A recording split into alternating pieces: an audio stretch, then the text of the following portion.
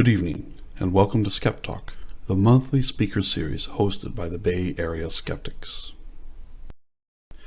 Before tonight's presentation, a few words about Bay Area Skeptics. As North America's oldest skeptical organization, we are dedicated to promoting critical thinking, logic, and rational thought. In the 1970s and 80s, scientists such as Carl Sagan and magicians such as James Randi established the scientific skepticism movement out of concern about the popular fondness for pseudoscience and the lack of public science literacy. Scientific skepticism embraces evidence-based civil discourse on health, education, consumer protection, and especially the investigation of extraordinary claims. Using the scientific method, we hope to promote skeptical inquiry to reduce irrational thinking in society. This talk is supported by Bay Area Skeptics members such as you. Please visit us at baskeptics.org or join us on Facebook, Twitter, and Meetup. Consider supporting us through convenient monthly donations via Patreon. Patrons receive premiums such as discounts and free t-shirts for our annual Skeptical Conference. But more importantly, members help us make the world just a little more reasonable and rational. And now, tonight's speaker. Hello, I'm Eugenie Scott. I'm the president of Bay Area Skeptics, and it's my privilege to introduce our speaker tonight. But first, let me remind you to mark your calendars for next month's speaker, who will be Tara Smith, a molecular epidemiologist from Kent State University, who is a specialist in emerging zoonotic diseases. She will be speaking on vaccine hesitancy in the age of COVID. So certainly a very timely topic. Please join us for the second Thursday, May 13th, 7:30 p.m. But tonight we are very delighted to welcome Sara ElShafie. Sara is finishing a dissertation at the University of California at Berkeley Museum of Paleontology on the topic of the adaptation of reptiles to climate change, as viewed through the paleontological record. But she's actually here to talk to us tonight about another major interest in her, a major interest of hers, which is science communication. Now, one of the reasons why Sara came to the UC Museum of Paleontology is because this institution has a very strong reputation for public outreach and education, and she's interested in museum work as a possible career.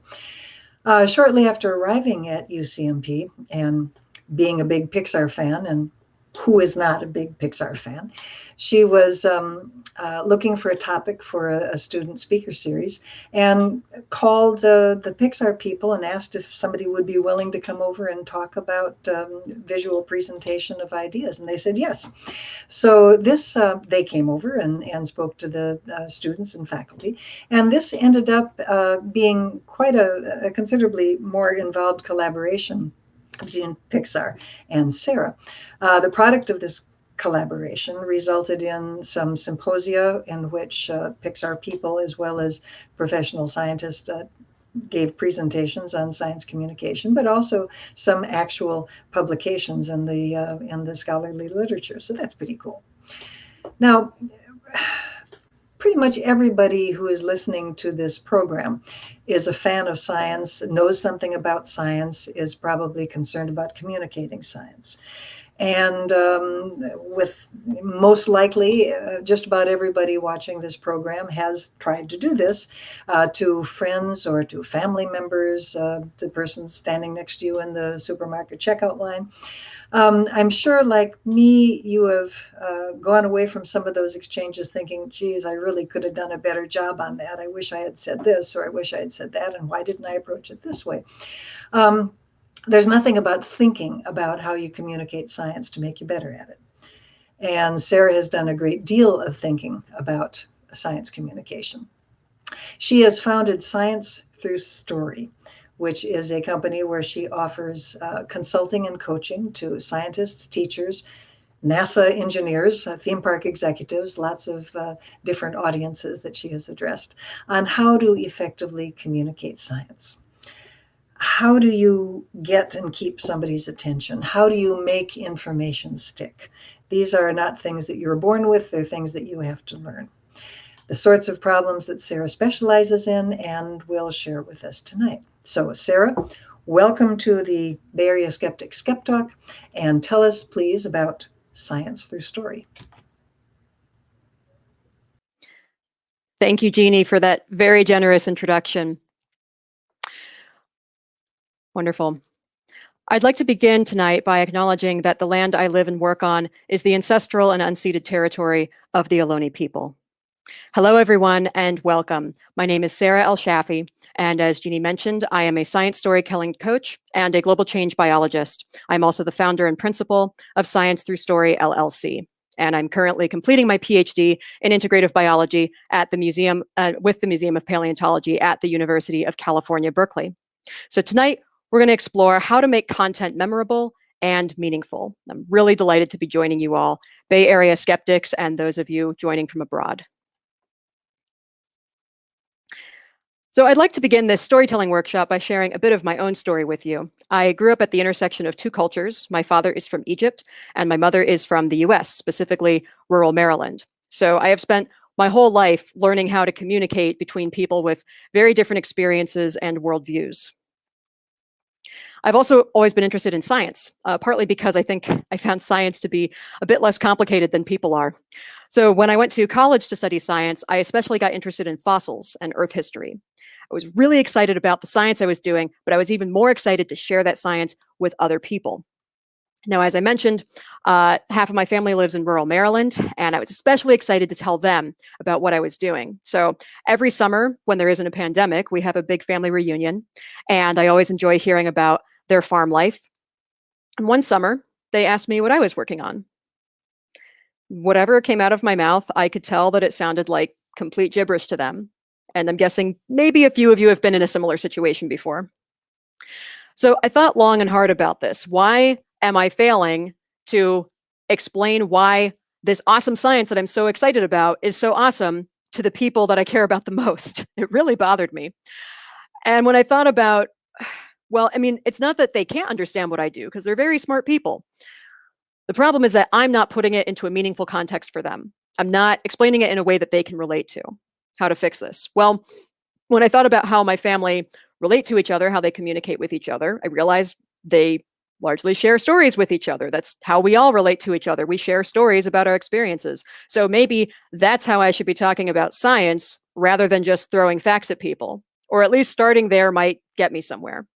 So as Jeannie mentioned, I realized that I needed to learn how to become a better storyteller. So I actually reached out to some professional storytellers at major film studios like Pixar and Animation Studios, Industrial Light and Magic, DreamWorks Animation. And we started collaborating on some projects. Turns out the film studios are full of science nerds, and they were just as excited to talk to scientists as we were to talk to them. So I started some collaborations with these artists and took inspiration from those experiences to develop practical approaches for science storytelling. At the next big family reunion, I told my family stories about my work. They were able to follow along, and they indeed thought it was awesome. And ever since then, I've been offering these Science Through Story workshops to help other scientists and educators share their work through stories. So I've been doing this work for about 5 years now while working on my PhD, and it's been a wonderful synergy between the two. Doing the science makes me excited to communicate it, and doing the science communication makes me want to have great science to share. So at this point, I've run over 70 workshops for over 50 different groups around the world, reaching over 4,000 participants thus far as of this week. And some of those early workshops we ran for the public at UC Berkeley, and sometimes some Pixar artists even volunteered their time generously to come run workshops with me. So some sketch notes from those workshops are actually available on my website, sara-elshafie.com, if you're interested in checking those out. All right, so after that bit of background, here's what I'd like us all to think about tonight. Science is a search for evidence, but science communication is a search for meaning. Science itself, we have to be very objective and try to remove as much bias as possible when we're conducting science. We need a healthy dose of skepticism, right? But then when we're communicating science to broader audiences especially, Just the facts isn't enough. Just the evidence isn't enough. We have to put it into a meaningful context if it's going to mean anything, if people are going to care about it at all, because people are also skeptical and curious. So how can we make science meaningful? Well, meaning requires emotion. This famous quote from Maya Angelou: "I've learned that people will forget what you said, people will forget what you did, but people will never forget how you made them feel." Emotion is a powerful thing. An artist once told me that from any given interaction, about 80% of what people remember is simply how it made them feel. Maybe 15% is body language or facial expressions, and maybe 5% is content. 5%. Think about it. The last talk or webinar that you listened to, how many details do you actually remember? Maybe about 5%, probably the major take-home points or the moment that was most memorable for you. If you do a really good job, you might get people to remember more than 5%. We're going to talk about some strategies for that tonight, but 5%. So I don't share that to discourage you, but rather to encourage you to think about, if people are only going to remember 5% of what I'm sharing with them, what is that 5% that I really want to make sure I'm getting across? If I do a good job tonight, hopefully you'll all be coming away with some positive emotions. Hopefully you enjoy your time this evening. And hopefully you'll remember at least that 5%, maybe even more of the content. So what is the best way to evoke emotion if we know that emotion is mostly what people are going to remember?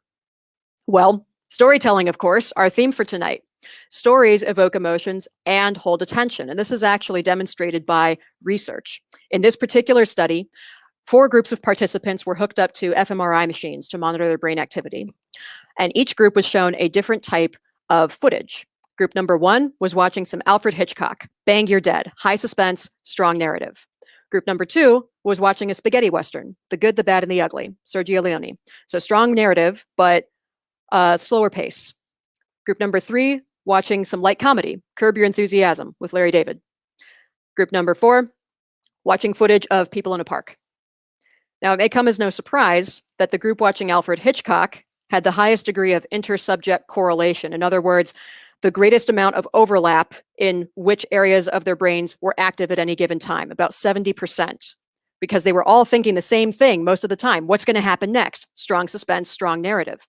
People watching the spaghetti western, about 50% overlap. So they were paying attention at the really dramatic moments, but some minds wandering otherwise.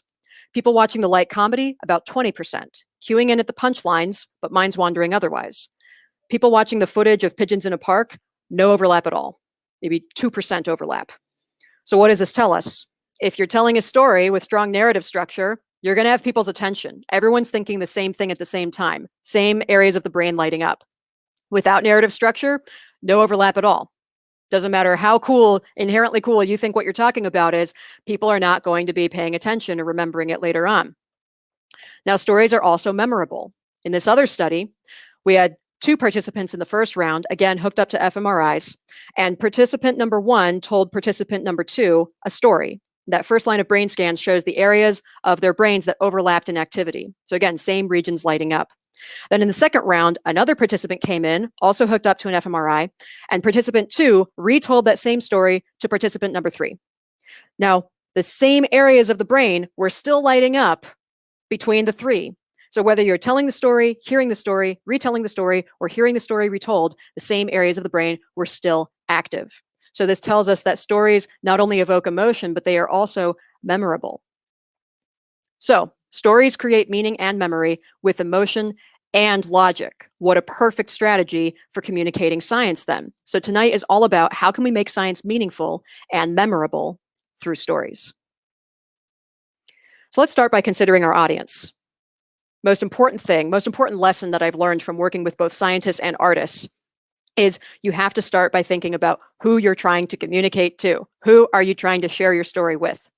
And you need to start thinking about that from the very beginning of the process. Ideally, I would say, think about it even while you're doing the science. Who are the different audiences that I might be sharing this with later on? So considering your audience. Now, the more specifically you can think about your target audience, the more precisely you can tailor your story. But let's say you're preparing something for a broad general audience that will be widely disseminated. and you don't necessarily know who specifically is going to be receiving it. Something you're going to put online on a website that a lot of people might visit, for example. In general, what are some things that we can probably safely assume that people will care about? What are some things, think about it, and please feel free to share your comments in the chat if you like. What are some things that most people care about, no matter who they are or where they're coming from? What are some things that all of you care about that probably your friends and family who are outside of your field or area of expertise might also care about? In general, no matter who you're talking to, most people are going to care about the economy, some of you might be thinking. Most people care about safety and health, especially during a pandemic. Most people care about policy and politics, the future, what's going to happen next, what's going to happen to all of us moving forward. Proximity. If I can tie what I'm talking about to anything particular to your experience, if I can tie it to Bay Area skeptics, if I can tie it to science, if I'm talking to scientists, if I can tie it to California, if I'm talking to an audience in California, I'm going to have your attention a little bit more. And of course, superlatives, the biggest this, the smallest that, the oldest this, the richest that, always gets people's attention. Freedom, safety, money. I see some suggestions. Health and family and environment, family, love. Awesome. You guys covered it. So think about who is the audience that you're trying to reach. Again, the more specifically, the better. And what might they care about? Now, in addition, what is your primary communication goal? With any given communication, you're probably going to have lots of things that you're trying to accomplish at once. If you're anything like me, you might be trying to help people understand some new information and also think that science is really cool and think that I'm really cool and that they should maybe hire me or give me a job or give me grant money or read my research or watch my webinars or pick one thing to focus on. It will be a lot easier to focus your story if you have one primary goal in mind. You'd be amazed how many of those other goals you can actually subsume under that primary one. And that primary goal might be as simple as, I want this person to see that I am just a human being who cares about the same things that they do. Which is why it's so important to think about what are some things that everybody cares about, or what are some things that this particular target audience I'm trying to reach might care about. If you are the first scientist, for example, or the first person in your profession or your area of expertise that audience has spoken to, accomplishing that simple goal could be transformative for that person. In my case, if I can get my audience to see that I'm just a human being who cares about the same things they do, family, love, safety, politics, economy, yeah, all the things we listed, then they might be more inclined to listen to the next scientist that they meet. So, who is your target audience? What is your primary communication goal? And now with this in mind, the real challenge is to distill complexity. And I've found that both scientists and artists face this same challenge. It's all about distilling complexity. We have a lot more that we want to say than we're going to have time to say, either within the, hour-long frame for the webinar or within how much attention you might get from that person. You have to distill complexity. A good story cannot be devised. It has to be distilled. That's a quote from a famous gumshoe detective novelist, Raymond Chandler. A good story cannot be devised. It has to be distilled. Science storytelling is not about making stuff up or injecting narrative into science. Whether it's fiction or nonfiction, storytelling is actually a process of taking a large amount of information or a large amount of material and distilling from it the most cogent and compelling version of that story possible for the given audience you're trying to reach in the given context that you're telling your story with your particular communication goal in mind. If you're telling a fiction story, of course, you are making up some content, but you still have to distill from all that content, all those ideas that you have, what is the most compelling and concise and cogent version of this story that I can tell. So before we go any further, I want to pause for a minute and just clarify, what do I mean when I say a story? Because there are a lot of definitions out there that you might come across. This is what I have distilled from those many definitions that I came across. A story is a sequence of causative events, meaning one event leads to the next, that follow one or more characters who are dealing with challenges in pursuit of a main goal. So they have a goal, they're encountering challenges along the way. Now, this is my operative definition of story that I personally find most helpful, especially for developing science stories. Again, there are other definitions out there, but this is the one that we'll use for tonight. So how are stories structured? Well, you can represent dramatic stories as an arc with tension rising and decreasing over time. You may have heard of the dramatic arc, or the dramatic pyramid, as it's also called. The term dramatic arc was first coined by Gustav Freytag, a German theorist, about 150 years ago. And he studied lots of different stories going back many, many years, and distilled from it, including Shakespeare, Aristotle, that stories often have three structures to them. They start with some exposition, and then an inciting incident will catalyze the story into motion, often by presenting a new threat or a new opportunity to that main character who is trying to accomplish a goal. And then they start taking some action in pursuit of that goal. They encounter some challenges along the way. That's the rising action. Comes to a head at the climax when all is revealed. Is this character going to be successful or not? Falling action. What are the implications? What's the fallout from this? How is the world different now? Arriving at the denouement, or resolution. How is the world different now? How has this character changed? Now, most stories will actually have multiple peaks and troughs, not just one. And you can represent that vertical axis as really any value that changes over time when you're plotting out your own stories. You could represent it as narrative tension, so to speak, as it's often showed. I actually like to think of it as the emotional state of the main character, moving from a more dejected state, or, more like somewhere in the middle would be more neutral, right? So maybe they start kind of apathetic or not very inspired, and then something moves them towards a more excited state, and they go up and down throughout the story. And depending on the story that you're telling, your character might end up at a higher or lower value relative to where they started, depending on if it ends well for the character or not. So for example, if we were going to tell a story about a scientific study, the exposition at the beginning might be the topic of interest, the existing problem, the background research that we did, and maybe the inciting incident that changes things and catalyzes the story is the new idea that we got for the study. I have this new idea. I'm going to try this new thing out. I want to test this new question.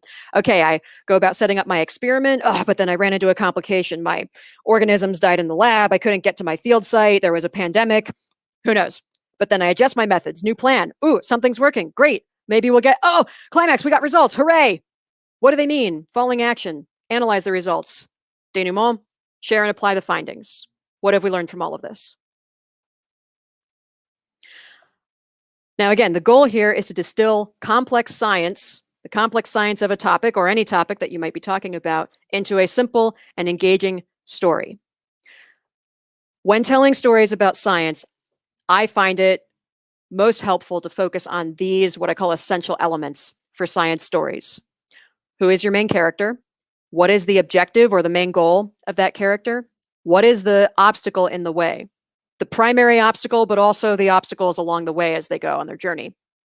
What is at stake if they are not successful? What is at risk? What do they stand to gain or lose? And then, as we mentioned, the inciting incident that catalyzes the story into motion, the actions that they take along the way, and the outcomes from those actions. There are many other things that you can think about if you're developing a story, and especially if you're, depending on your trade or what context you're working on. There are many other things that you can focus on, of course, but especially when getting started, and especially when trying to translate technical content into compelling stories. Again, I find it most helpful to focus on these simple elements. When I had that first seminar, organized that first seminar with a Pixar artist, this is basically what they talked about. Bread and butter stuff for storytelling, and I was familiar with a lot of these terms because I'd been watching movies my whole life. I love movies. But I had never once thought about applying that to talking about science. Game changer. So focusing on these simple elements can really, really make a difference. And these elements are always present, by the way. I guarantee you. Any story that you might be trying to tell or anything you might be trying to turn into an interesting story, these elements are always present. It's just a matter of identifying them and deciding which options will be most effective for the audience that you'll be engaging. So, as an example from my own work, I once interviewed a scientist I met at a conference who was studying this awesome phenomenon called blood falls in Antarctica. It's a seepage coming out of a glacier in Antarctica, and as you can see, it looks like a waterfall of blood Note the tiny little people in red NSF coats for scale. Super, super cool. So I interviewed her, Jill McCookie, and this is the paper that Jill was presenting. Deep groundwater and potential subsurface habitats beneath an Antarctic dry valley. Now, if you're a scientist, especially if you're a geologist or a microbial biologist or a glaciologist, this title might have you going, oh my God, that's so cool. But if you are not any of those specialties, even if you are a scientist like myself, you might read this and go, so my challenge, I was trying to write an article about Jill's work for the Society's website. This was the Society for Integrative and Comparative Biology meeting. The audience was mixed biologists, assorted biologists of all different specialties. And my communication goal, primary communication goal, I decided was to highlight a great example of integrative biology. That's appropriate. Okay, so what from all this cool stuff from Jill's paper and also from her presentation and from the interview I did with her, what can I distill here to highlight this as a great example of integrative biology? Well, let's make the main character Jill, the microbial ecologist. These biologists will appreciate what a microbial ecologist is. Okay, so basically Jill the scientist. And her objective, to understand the phenomenon of blood falls. Cool. Her obstacle, well, the falls flow from under a glacier in Antarctica. So that might be a bit of a challenging field season. Interesting. What's at stake? Gaining new knowledge. That's always at stake for scientific studies. But in her case, also professional success. She started this work as a graduate student. So I can relate to the stakes of getting publications, getting grants, finding a job. Much of our society is grad students, so they'll be able to appreciate that as well. And even people well in their career. So these are the stakes. Inciting incident. The inciting incident is often where you might have the most flexibility. There are lots of potential inciting incidents that you could focus on in any given story where the story might begin. In this case, I decided, Jill started her talk by talking about how one of the first times she went to Blood Falls, she went up to it and realized that the brine seeping out at the falls, it was actually clear. It wasn't already red. It was turning red when it got towards the outside because it actually contained iron that was being oxidized. Interesting. Why does it contain iron? Okay, now that is our driving question through this story about this scientific study. Why does it contain iron? Well, what did she need to do to figure this out? She collaborated with other scientists, geologists, glaciologists, engineers, again, all different kinds of science, to develop methods for drilling through the ice so that they could get samples from under the glacier, from the brine that hadn't yet reached the outside. Great. And what was the outcome? She discovered that the iron is actually a byproduct of an unusual microbial ecosystem living under the glacier. What? There are microbes living under the glacier. There's life under the glacier. That's so cool. Who would have thought there would be something living under this glacier that's hundreds of feet thick? So that could tell us about where we might find life in outer space. So, great example of integrative biology. We've showed all the different kinds of biology and other sciences that are being integrated together here. Great job, well done. So I called this Blood Brines and Microbiology Beneath Antarctic Glaciers. That's what I called it when I wrote it 5 years ago. Now, what if I wanted to tell this story for a general audience? What if I wanted to tell this story to all of you? Well, I would structure this a little bit differently. I'm going to distill those elements a little bit differently. Here, my primary communication goal would be show that even obscure questions can have major implications.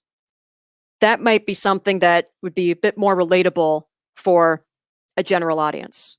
Not integrative biology specifically, but obscure questions, major implications. That goes beyond the specifics of whatever I might be talking about. Cool, okay.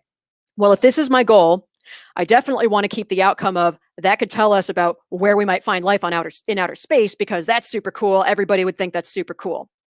So I'm going to keep that goal. I'm going to keep that outcome. Now, how about the main character? Well, let's still make the character Jill, because this is her story. But rather than focusing on Jill as the microbial ecologist, how about Jill the sci-fi nerd? In my interview, Jill mentioned that she was a huge sci-fi nerd as a kid and still is as an adult. And when she saw Blood Falls, it looked like her to something out of a sci-fi movie, and that's what sparked her interest. That's what inspired her to do this work. So Jill the sci-fi nerd. is our main character now. And what was the inciting incident? Let's backtrack a little bit. Our inciting incident won't be when she went up and took the first sample. Let's just make it she saw blood falls for the first time and was immediately hooked because she thought it looked like something out of a sci-fi movie. That's something most people can relate to, something everybody can relate to. When you're inspired by something, the moment you saw it. Great. Okay. So main character, what's her objective now? Let's broaden it out a bit. Figure out why blood falls is the color of blood. Same goal basically, but we're just making it a bit broader. The obstacle, still the same. It's still under a glacier. It's still in Antarctica. Stakes, how about just solve the mystery or not? The stakes of pretty much any detective story, and this is basically a detective story. Why is blood falls the color of blood? Solve the mystery or not? So the actions, same actions, we'll just call them other scientists, collaborating, developing methods to drill through the ice, get the sample. Okay. Outcome, still the same outcome, but now notice that our previous inciting incident is one of the outcomes. She discovered that A, the brine turns red when it oxidizes from iron, or that the brine turns red when it gets to the outside because it's got iron in it that oxidizes. And also that iron that's in it is a byproduct of these microbes living under the ice. Super cool. So same content, same cloud of content, but we're distilling different elements out of it for a different audience with a different goal in mind. That's the beauty of distilling essential elements for science stories. And if you're interested in this process, I do have a paper out, as Jeannie mentioned, Making Science Meaningful for Broad Audiences Through Stories. This is peer-reviewed in a biology journal, but it's written for a broad readership, and it is available open access for free. You can find the link at my website. And that's one of actually a whole bunch of papers out of a symposium that we ran on the subject. So if you're interested, I encourage you to explore that further later on. And by the way, you can also distill a story outline into a concise elevator pitch or the beginning of an abstract if you need to write abstracts, using what's called the ABT model. This stands for and, but, therefore, as in there was this and this, but then this new thing happened, therefore this resulted. Or alternatively, we know this and this, but we don't know this, therefore we did this to figure it out. But for example, coming back to the version I just showed you, what might an ABT summary of that story be? Well, if you've already identified those essential elements, it's really easy to turn that into an ABT. Jill McCookie was fascinated by the sight of blood falls, and she wanted to figure out why it was the color of blood. But the falls were flowing from under a glacier in Antarctica. Therefore, she collaborated with other scientists to develop methods for drilling through the ice, etc. And by the way, I forgot to point out, how about the title, Life in Cold Blood Beneath the Glacier? I came up with that last night. What would be a more interesting title for a general audience?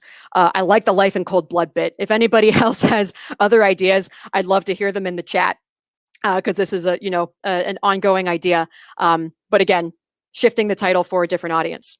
And if you're interested in learning more about the ABT method, Randy Olson, a scientist turned filmmaker, has written extensively about this. I especially recommend his most recent book, Houston, We Have a Narrative. Lots of helpful examples and very thorough guidance on how to use that model in all kinds of situations. So highly recommend. Okay, so we've covered a lot of ground so far. Consider our audience, distilling complexity. Now, what about visuals? The most important thing to think about when you're trying to tell a story visually is, what do you want people to know? And what do you want people to feel? I borrowed that quote from Pixar in a Box, The Art of Storytelling. Great open access online resource. If you Google it, you will find it. What do you want people to know? What do you want people to feel? And here now, this is the part I'm most excited about. Here, I would like your audience participation.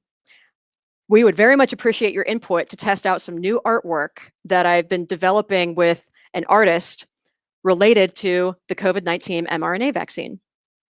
So I'm going to show you some images, and if you are willing to participate in a brief anonymous survey, it'll only take 2 to 3 minutes to do, please go to this link, and we'll share that link in the chat in a minute. You can also just scan this QR code from the slide if you want, or you can type in the URL. If you go to this link, You will find the survey. It'll only take 2 to 3 minutes to complete. And again, your response will be recorded completely anonymously. If you don't want to participate in the survey, that's absolutely fine. You can just continue watching this webinar, stay on this page. I will show you the same images and the same questions from the survey in the next few slides. And you can just note your responses to yourself. If you do want to share any of your reactions in the chat, I absolutely welcome that, but please wait to do so until I indicate the end of the survey, because I would love to hear your thoughts either way. So if you're going to go to the link, please do so now. And I'll give you a moment.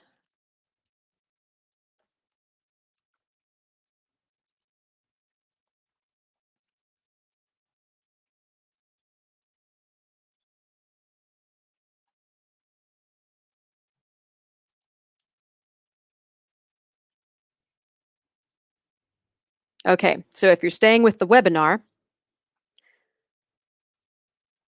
I'll advance the slide now. So here is the first image and the first question. And I'll give you about 30 seconds on each slide.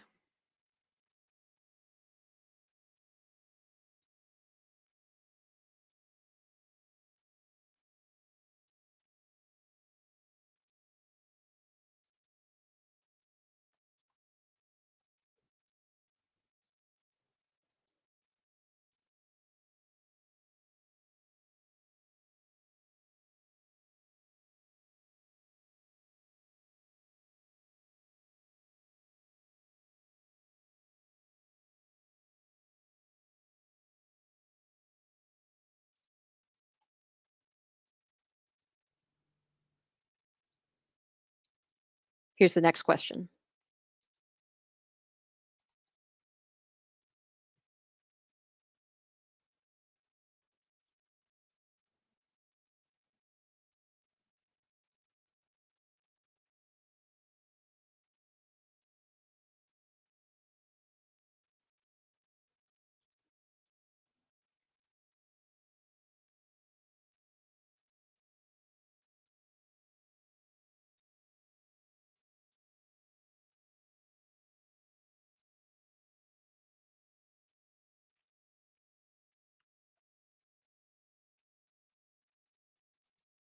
Next question.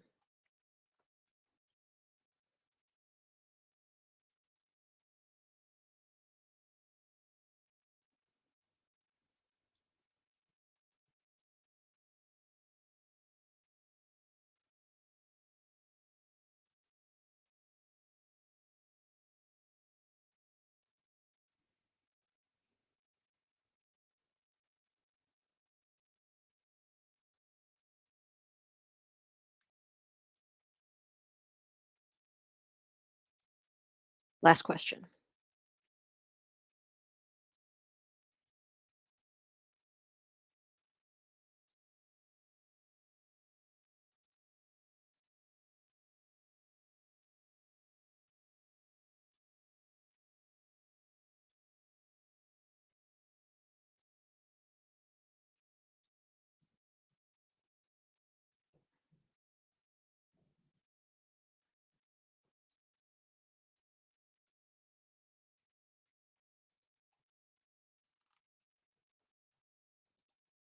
All right, end of survey. I'm going to give everyone filling out the survey in the link another minute before we resume. And I'll leave it on this slide for a minute.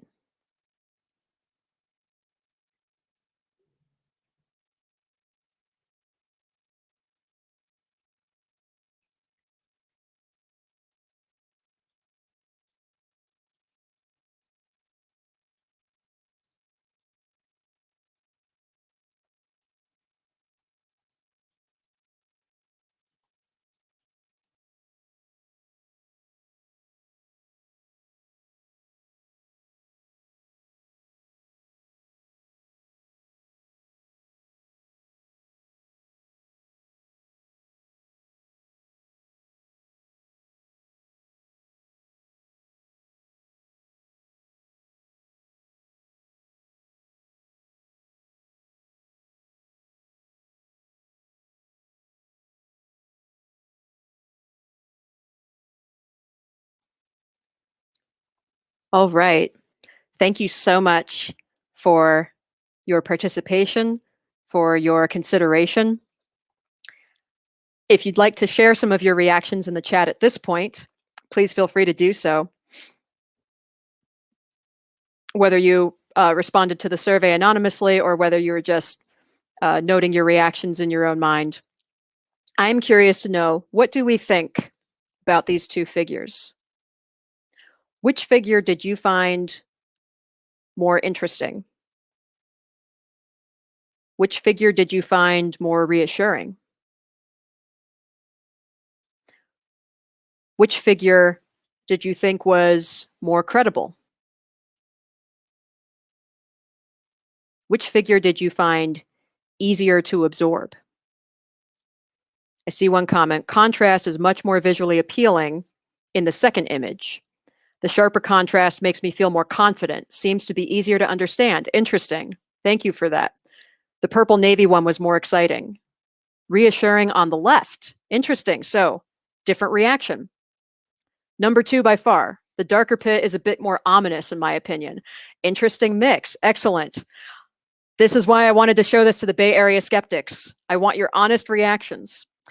The lighter one made me feel hopeful. The darker one scared me and made me think about how the virus was hurting me. Interesting. Okay, so this is great. We've got some mixed reactions here. Some people are finding the left figure more reassuring, the lighter left figure more reassuring. Some people are finding the darker right figure much more interesting or more exciting, easier to understand, I saw. I agree number 2 is clear, and despite the more playful look, it grabbed my attention. Playful look, interesting. Interesting word usage. Lighter one was not as clear to me. Very interesting. Thank you so much for sharing these reactions.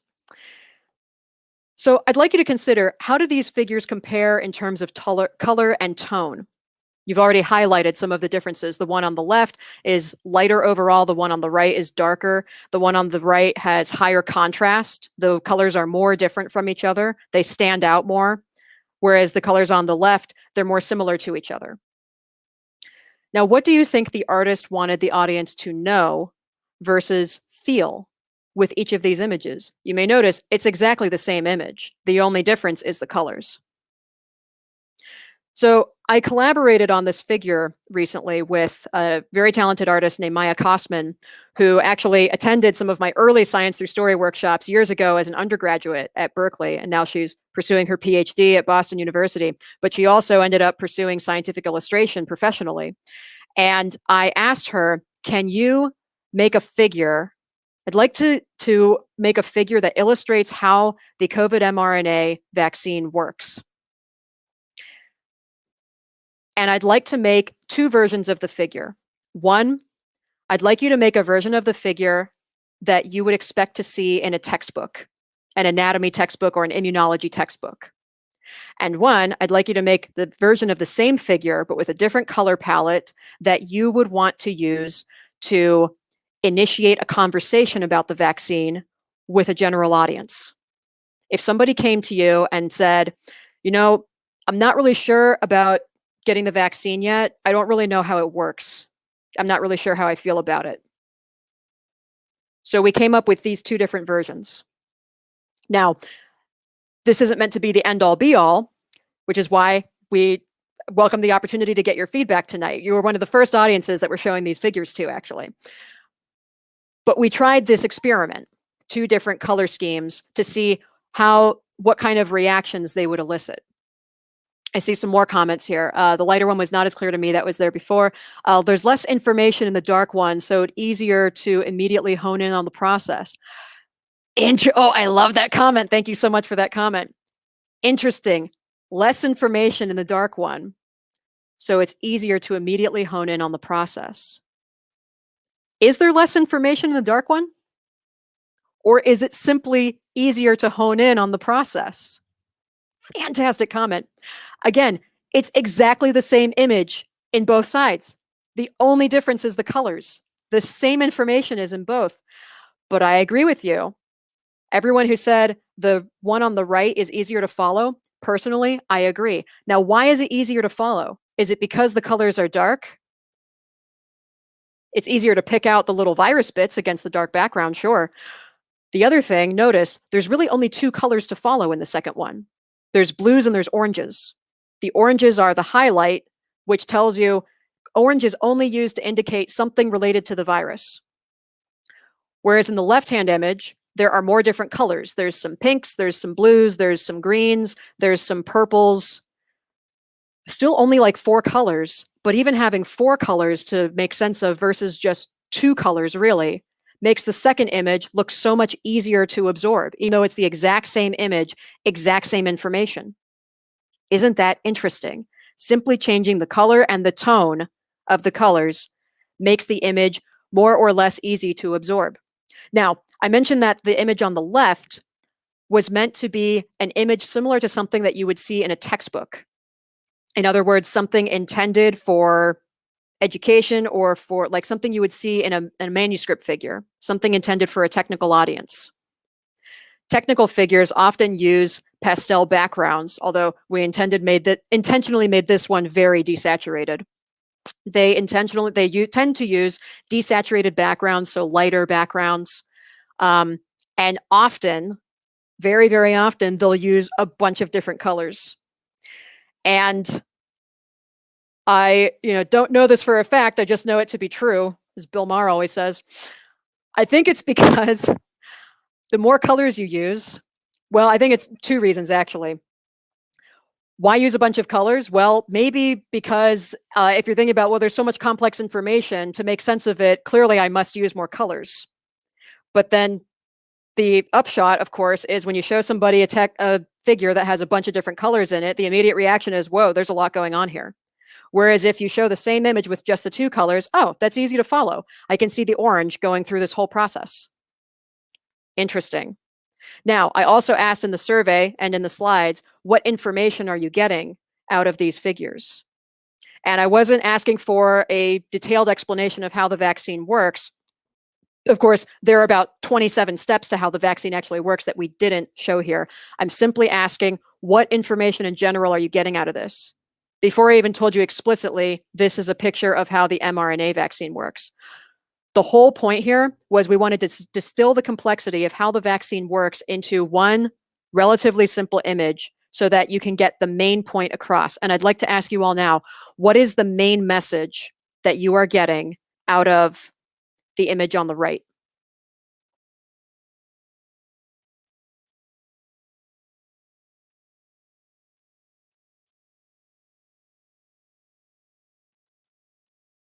What is the main message that you're getting out of the image on the right-hand side? Not in terms of will the vaccine work or not, that's for you to decide, but there's evidence to suggest that it is very effective, but it's for you to decide how you feel about it. No, I'm asking, what is the overall message that you're getting in terms of the information? How does this vaccine work? What is the process that it implements? There's the virus. We take something from inside the virus. We put it inside the body. It triggers some cells to do some stuff, which generates a shield. That shield blocks the virus from entering the body, destroys it into little particles. We use parts of the virus to fight the virus. There you go. The virus attacks, the vaccine defends. Simply put, I love it. We bottle up something that helps in shielding the lungs. Great. So you're all picking up on the basic message. We use part of the virus to fight the virus, to shield the body from the virus. The virus is being used to protect against the virus. Beautiful. So how did you get all of that information? Not just from the blue and orange, but also from the layout, right? We made it a circle. We even put arrows in there to help you understand the process. And then we put the viruses all on the outside of the body. And then, so the layout also makes a big difference. The virus is distilled down and administered into the body, and then the body makes something that builds the shield. Yep, great. So somebody mentioned that the colors in the right look really dramatic. You're absolutely right. They totally look dramatic. We chose dramatic colors on purpose for that one because, again, the image on the right is meant to initiate a conversation, to get somebody interested, to get their attention, get them interested, get them asking questions, and then hopefully want to have a conversation and learn more about it.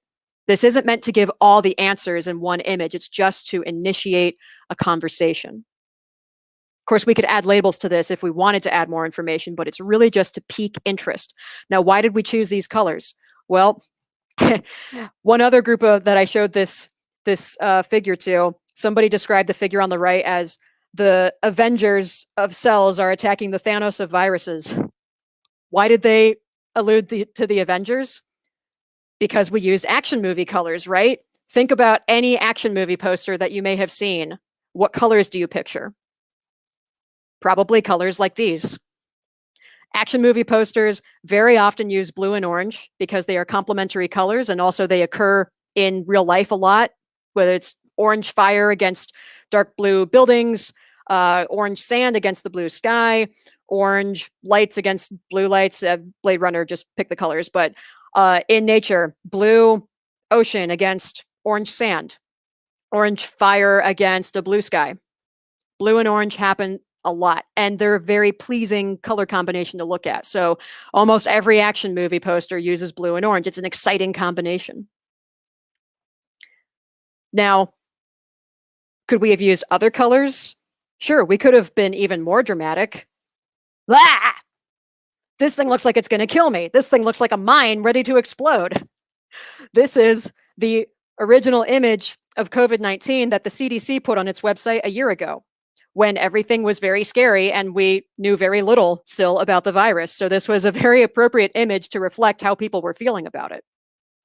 We didn't want to go quite this dramatic this time because here we're trying to depict a vaccine that can fight the virus, right? So we don't want to totally freak people out. So we scaled it down a bit. We chose slightly, still very saturated high contrast colors on the right, but not a black background, a dark blue background, not red, but a softer orange. So it's a little bit more calming. Someone described it to me as, oh, this is very calming and reassuring. To some people, the right image was calming and reassuring, whereas some of you thought the image on the left was more reassuring. So this isn't to say that any one color scheme or any one approach will elicit the exact same reaction in everybody. Everyone's going to interpret things a little bit differently, and a lot of this can be cultural context or, what someone's previous experience has been. They might have certain associations with colors or shapes or images that other people might not. So it's impossible to make an absolute one-size-fits-all image, especially when you're trying to convey a lot of information within just one image. It's not an easy thing to do. But what we're trying to impress here is that using color and tone intentionally,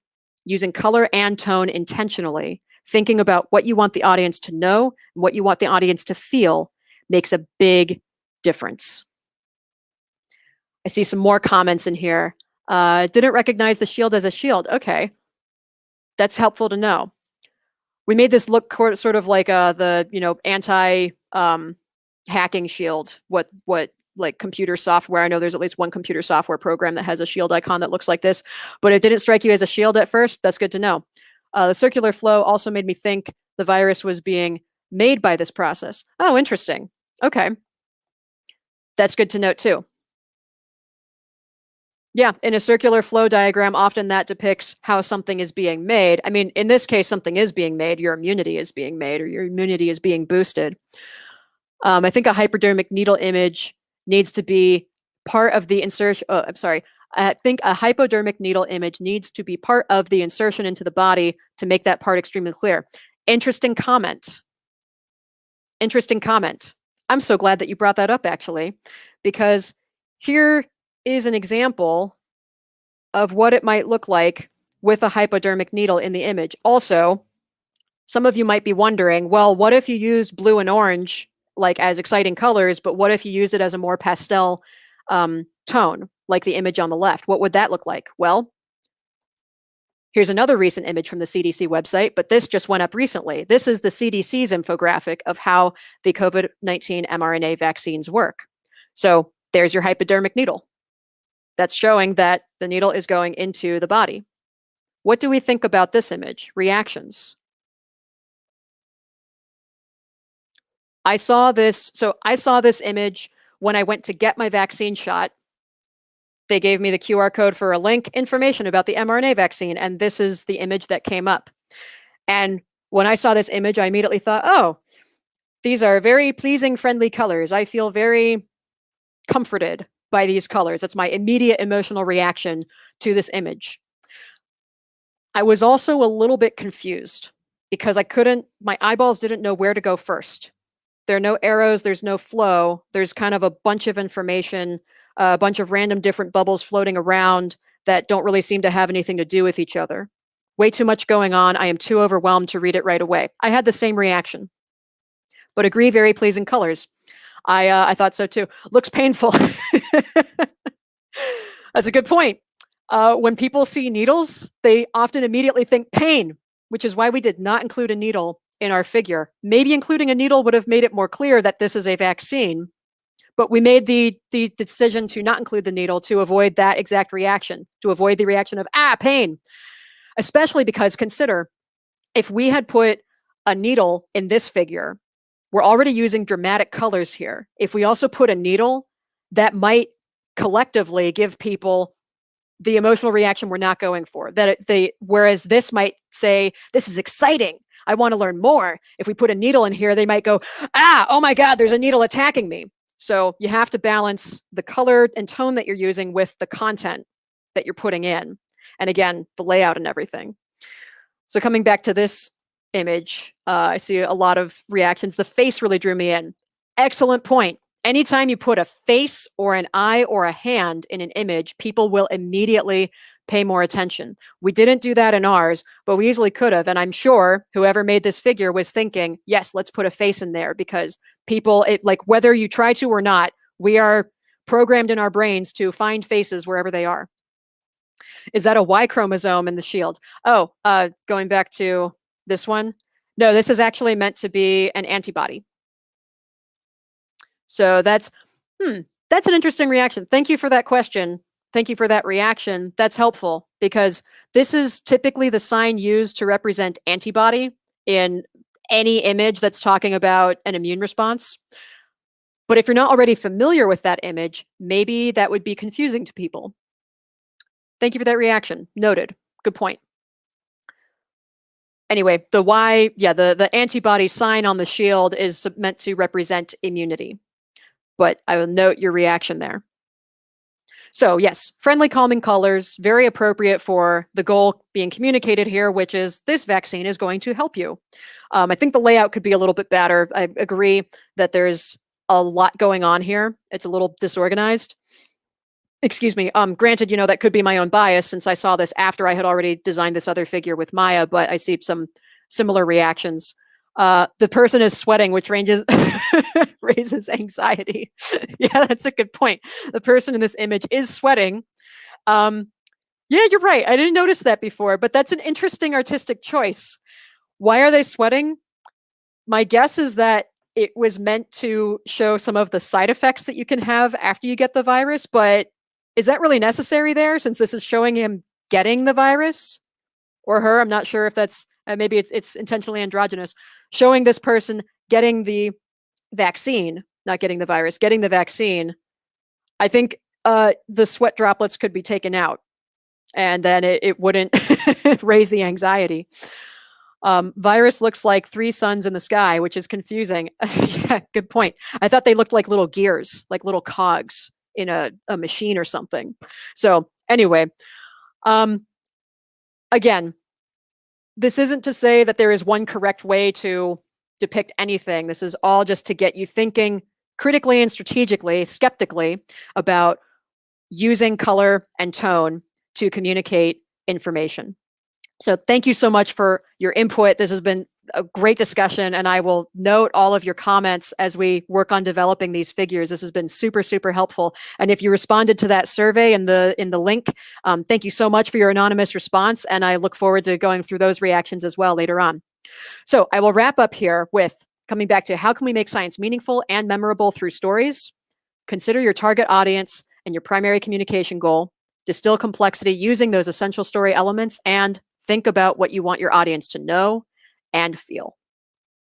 I'd like to acknowledge the many, many people at Pixar, at the UC Museum of Paleontology, many other places who have helped me brainstorm and try out these ideas over the years. I'd especially like to thank Eugenie Scott and Jay Diamond with the Bay Area Skeptics for inviting me to give this talk with you. Jeannie reached out to me over a year ago, And ironically, I was going to give this talk, I think it was the week that shelter in place began. So it only took a year to reschedule it, but I'm really delighted to be able to share with you now. And actually, I think sharing this in the virtual format was a benefit in a lot of ways, because I could get all of your reactions in writing so that I can note them later on when we're working on the write-up for these figures.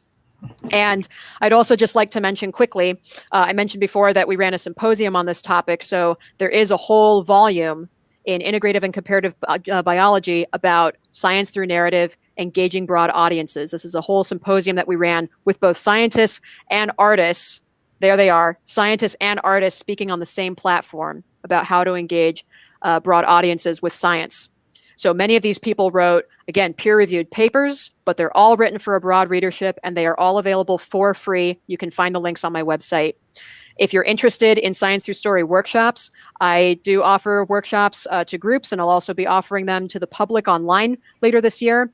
There's a whole series, so to request a workshop, you can go to my website, or if you'd like to join my mailing list and find out about workshops and other webinars I have coming up that will be available to the public, you can join my mailing list. You can also find more information and contact me through my website. And with that, thank you all so much for your participation, and I'd love to know what questions we have. Excellent. Thank you very, very much, Sarah. That was really fun, and a lot of information, a lot of things to think about. I was so delighted that you mentioned Randy Olson. He's an old buddy. Randy and I connected back in the 2000s, actually.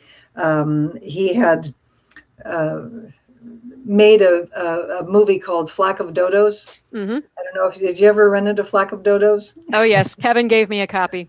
Yeah. It was about the Kansas Evolution Wars, which, for those of you who don't know me, before I retired, I used to be the director of the National Center for Science Education, which deals with the creationism and evolution controversy. And so the Kansas Evolution Wars were near and dear to my heart. And Randy Olson, who is the scientist, as Sarah mentioned, and but now does science communication, and he really does very interesting. His ABT model that you mentioned is very, very useful, I think. But he made this very funny video about creationist attitudes in Kansas, and he's from Kansas, so he did it with love, if you can. But it was all a lot of fun. But anyway, lots to learn about communicating science. And Sarah's workshops are extremely useful for this. That was Carl Zimmer I saw in that picture, wasn't it? Yes, it was. Yeah, I thought I caught a glimpse of him. That's great. Yep. So, Jay, do we have a question to ask for? And Jay has a question himself. How does science communication through story differ from any generic product communication through story, as exemplified by Donald Miller's Building a Story brand? Is that Jay is a management consultant, so it's a somewhat a different field, but does that translate? How does science communication through story differ from any generic product communication through story? Yeah, I think what he means is that if you're trying to move a product or communicate about pretty much anything, telling a story is a good way to do it. Mm-hmm. You are applying specifically this idea of using story and stories and the narrative method to communicate our favorite topic, which is science. Are there any differences between communicating about science through story versus communicating about other subjects? And Jay, if that's not what you mean, come back and correct me. Well, thank you for helping me understand the context of the question. It's a great question, actually. Is there anything specific to science communication that doesn't apply to communicating other stuff? I would actually say no. And I know Randy Olson would agree with me. He actually hates using the term science communication. He just says communication.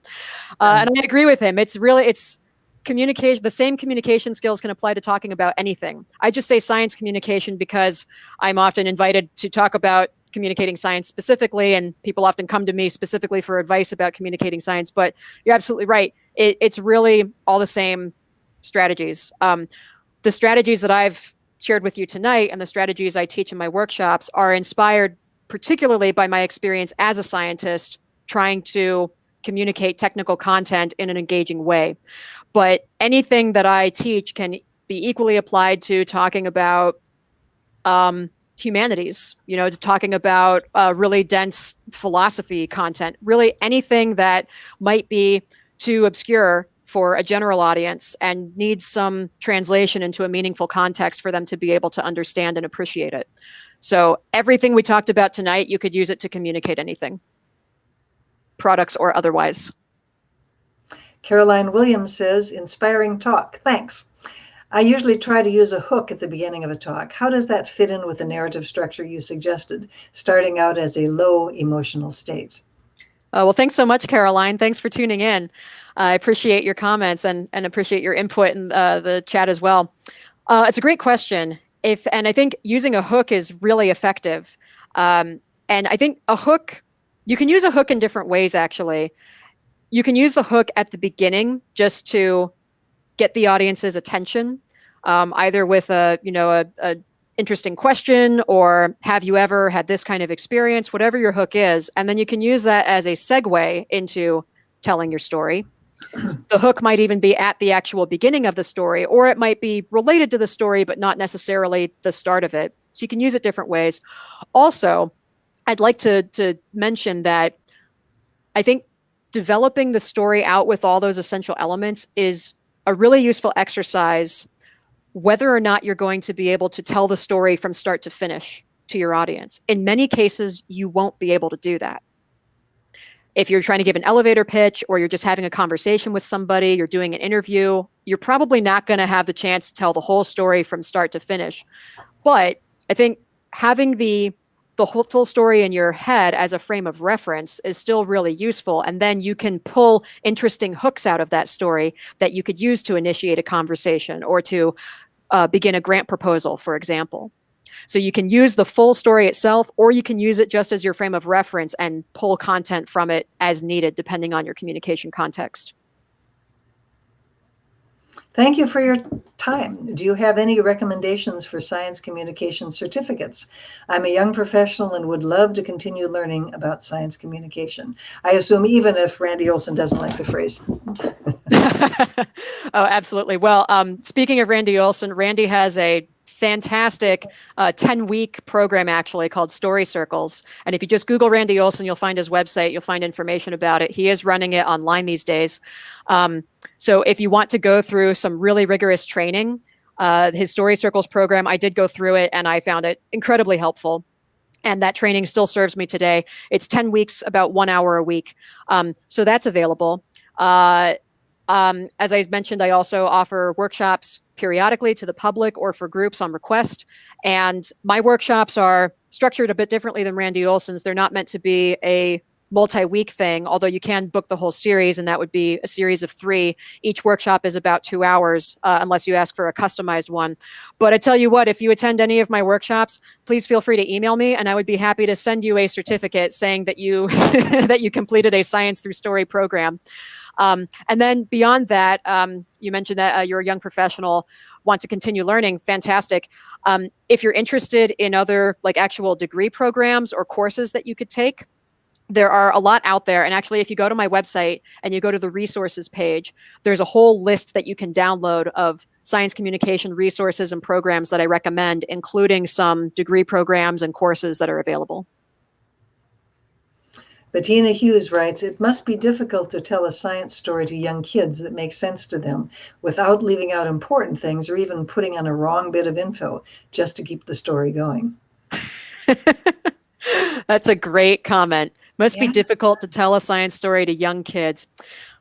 It sure is difficult, but I would actually argue that practicing on kids are one of the best ways you can practice telling science stories, or really telling any stories. You know, my partner is a screenwriter, and he has a new niece just born last month, and he is so excited to practice his stories on his niece because he knows if he can get his niece interested in his stories, then he's doing something right. He's absolutely correct. If you can get a child interested in what you're talking about, if you can hook them in, and to do that, it is difficult because you will have to distill everything, all the complexity out just to the bare bones of what you're talking about, the most simple point that you're trying to make.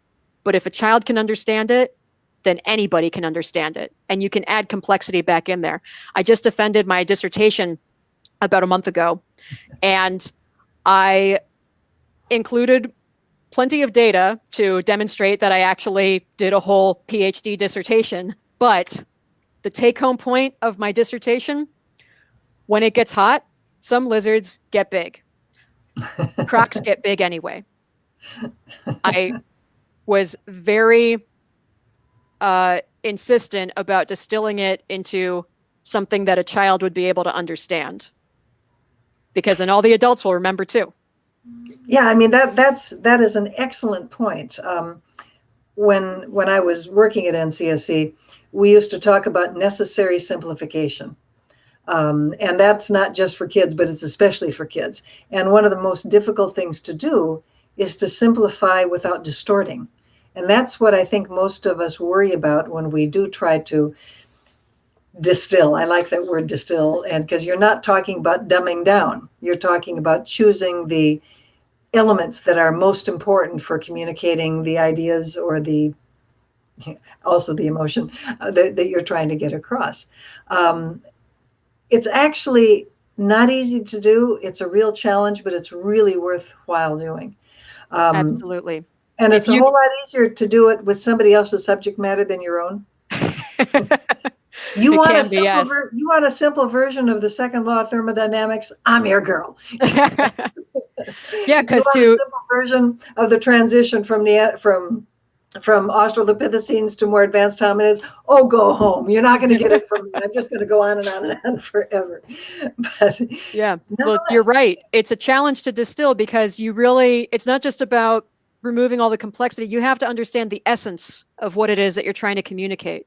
So distilling it to a level that a child can understand is a great way to challenge yourself. What is the essence of what I'm trying to say here? It might be when it gets hot, some lizards get big, crocs get big anyway, or it might simply be the present is the key to the past, or the past is the key to the future. Yeah. Something that anybody can understand and appreciate.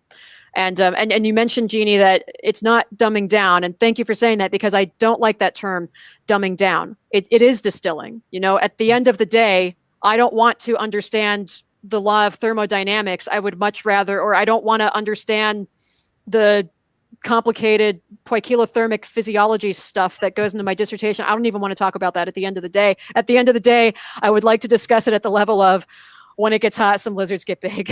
I'm tired, or just get my attention, get me interested. When it gets hot, some lizards get big. Really? Tell me more. And then we can get into the poikilothermic physiology later on. Yeah, that's the hook. All right, David McPherson, pardon me. What other characters can you write about besides the researchers? Do you recommend turning objects or phenomena into characters, even if inaccurate? Do you anthropomorphize? That is a fantastic question. What other characters can you turn into characters in a story, other than the researchers who might have been doing the work? Really, anything or anyone can be a character. It's often easiest to start with human characters. So it could be the person doing the science, or it could be the person who was impacted by the science. It could be a stakeholder. It could be the molecule. It could be the virus. It could be the mRNA strand. It could be the lung. It could be the cell. It could be anything. It could be a system. It could be the atmospheric system of the Earth. It could be a hurricane. It can be anything. Mm-hmm. The challenge with using characters that are not human is it's, even if inaccurate, again,